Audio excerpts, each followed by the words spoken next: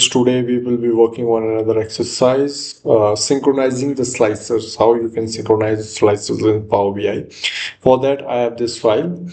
So first of all, what we need to do, we need to go on our home view page. Then we need to go here and click on sync slices. Then this sync slicer pane will appear here.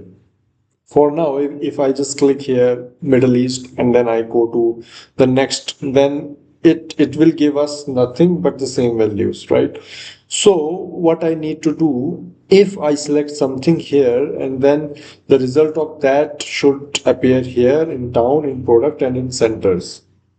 So for this, what we need to do, we will go on our home page, we will click on this slicer, and then we want this slicer to be added to all the hometown, then products, then center. Okay, so if you see on website, it's saying that it should be visual only on the home page, but whenever anything is selected, it should give us a result on the other pages. So what we will do, we will just click all the ticks here. For example, one, then town, then product, then center, and not this, not this, not this.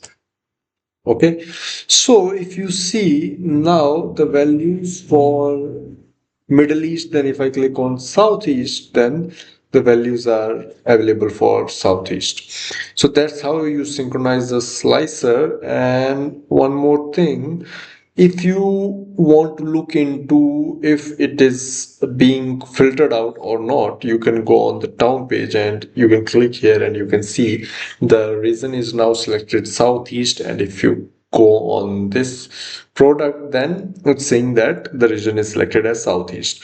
So if I click on, let's say, North, right? If I go on towns and if I go here, then it's showing North. Thank you for watching. Have a nice day.